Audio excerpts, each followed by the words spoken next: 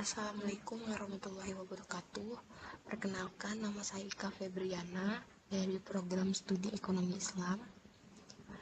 Di sini saya akan membahas penelitian saya mengenai tema permintaan hisian dengan judul penelitian perubahan harga pangan terhadap kesejahteraan rumah tangga di Indonesia dari tahun 2014 sampai 2016.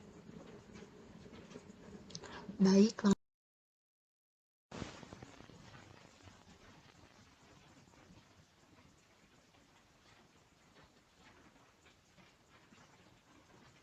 di bab 1 ini yang pertama ada latar belakang. Selama periode 2014 sampai 2016, indeks harga konsumen kelompok bahan makanan meningkat dari 117,71 pada Maret 2014 menjadi 119,92 pada Desember 2014 dan pada Maret 2016 mencapai 136,7 menurut data dari BPS atau Badan Pusat Statistik tahun 2016. Kenaikan harga pangan ini selanjutnya akan mempengaruhi tingkat kesejahteraan rumah tangga akibat turunnya daya beli rumah tangga. Selanjutnya, dengan mengetahui perubahan kesejahteraan masyarakat akibat kenaikan harga pangan, maka pemerintah dapat membuat kebijakan yang diperlukan untuk mengatasi terjadinya penurunan kesejahteraan masyarakat. Dampak dari kenaikan harga pangan tersebut pada umumnya akan ditentukan oleh respon dari rumah tangga terhadap perubahan harga pangan. Nah, kemudian berkaitan dengan hal tersebut, maka analisis dampak kenaikan harga pangan terhadap kesejahteraan perlu dilihat pada kelompok rumah tangga yang berbeda. Pengelompokan rumah tangga tersebut perlu dilakukan agar kebijakan untuk menanggulangi penurunan kesejahteraan masyarakat dapat lebih tepat sasaran dan menghindari terjadinya pemborosan.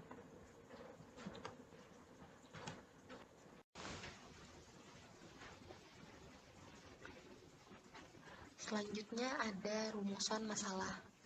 Yang pertama, bagaimana dampak kenaikan harga pangan terhadap kesejahteraan rumah tangga di Indonesia? Yang kedua, bagaimana upaya pemerintah untuk mengatasi kenaikan harga pangan?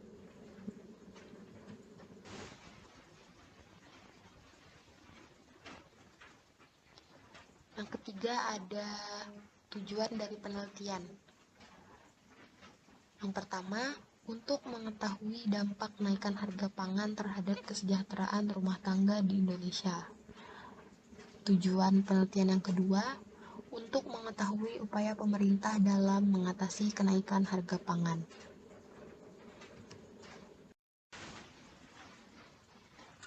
Selanjutnya ada manfaat dari penelitian. Yang pertama, bagi penulis, penelitian ini diharapkan dapat menambah wawasan mengenai bagaimana dampak kenaikan harga pangan terhadap kesejahteraan rumah tangga di Indonesia. Yang kedua, bagi ilmu pengetahuan, menambah khazanah keilmuan tentang nilai-nilai pengetahuan serta memberi masukan yang membangun guna meningkatkan kualitas ilmu pengetahuan.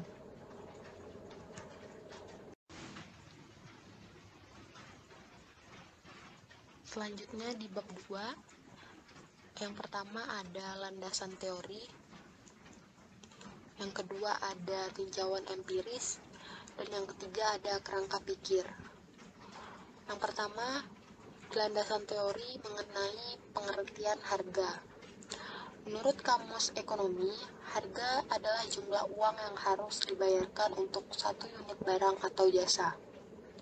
Para ahli ekonomi seringkali mengartikan harga dalam pengertian yang lebih luas untuk menunjukkan apa saja uang maupun barang yang harus dibayarkan. Misalnya barter. Dalam hal ini, harga tidak hanya berupa uang, tapi juga berupa barang dan jasa yang telah ditukarkan dengan barang lain yang mempunyai nilai guna. Yang kedua, ada kesejahteraan. Pengertian kesejahteraan menurut Kamus Bahasa Indonesia berasal dari kata sejahtera yang mempunyai makna aman, sentosa, makmur, dan selamat, atau terlepas dari segala macam gangguan, kesukaran, dan sebagainya. Kesejahteraan material dan spiritual merupakan tujuan yang ingin dicapai dalam proses pembangunan. Ketika sebuah proses pembangunan hanya diarahkan untuk mencapai keberhasilan material saja, maka bisa dipastikan kesejahteraan masyarakat tersebut yang diinginkan tidak akan bisa tercapai, walaupun fasilitasnya memadai.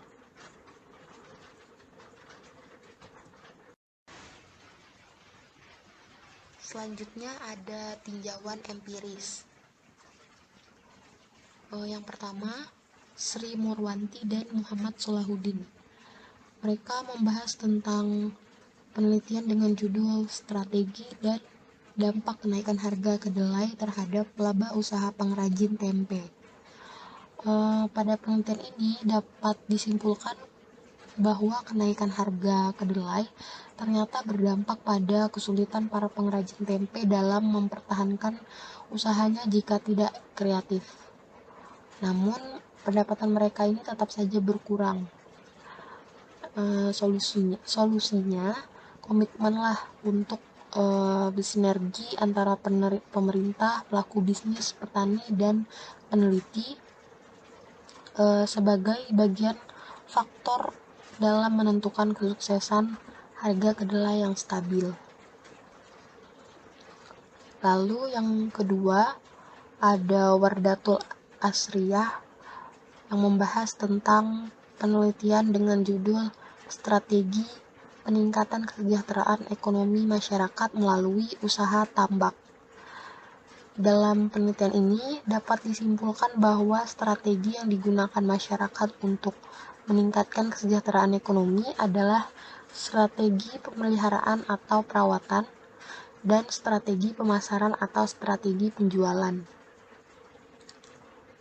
Pastinya terdapat tantangan-tantangan yang dihadapi masyarakat dalam meningkatkan kesejahteraan ekonomi, seperti modal yang kadang kurang ataupun masalah dari SDM-nya atau sumber daya manusianya. Tetapi dengan tantangan tersebut, masyarakat menemukan semangat agar terus berusaha guna untuk meningkatkan kesejahteraan ekonominya.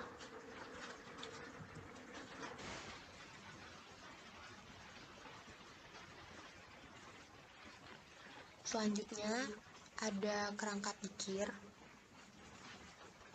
Dengan adanya kenaikan harga pangan, membuat pemerintah itu dapat mengetahui perubahan kesejahteraan rumah tangga atau masyarakat akibat kenaikan harga pangan. Nah, maka pemerintah itu dapat membuat kebijakan atau upaya untuk mengatasi terjadinya penurunan kesejahteraan masyarakat. Dampak dari kenaikan harga pangan tersebut pada umumnya itu akan ditentukan oleh respon atau tingkat sensitivitas rumah tangga terhadap perubahan harga pangan.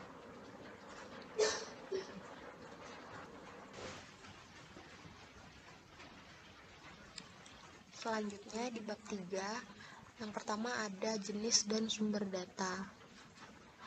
Jenis data yang digunakan dalam penelitian ini adalah data Survei Sosial Ekonomi Nasional atau SUSENAS periode Maret 2016 yang dikumpulkan oleh Badan Pusat Statistik atau BPS. Data SUSENAS merupakan data cross-sectional atau data cross-section dengan sampling unit rumah tangga. Adapun data yang dianalisis dalam penelitian ini yaitu data sosiodemografi, yaitu meliputi status tempat tinggal rumah tangga, konsumsi dan pengeluaran rumah tangga untuk pangan hewani. Adapun pangan hewani yang diamati dalam penelitian ini yaitu kelompok pangan hewani telur, telur ayam ras, telur ayam kampung, dan telur itik. Lalu kelompok daging ayam, ada daging ayam ras dan daging ayam kampung.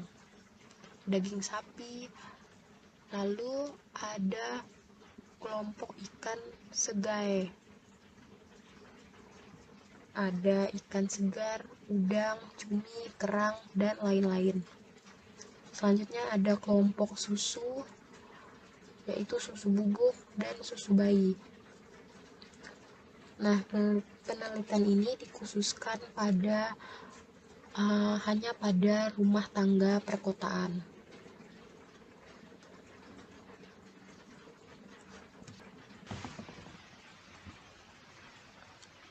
Selanjutnya, yang kedua ada metode analisis data. Penelitian ini menggunakan model LA atau AIDS. Estimasi model LA atau AIDS dalam penelitian ini menggunakan metode Three Stack Least Squares atau 3SLS dengan iterasi dan restriksi-restriksi.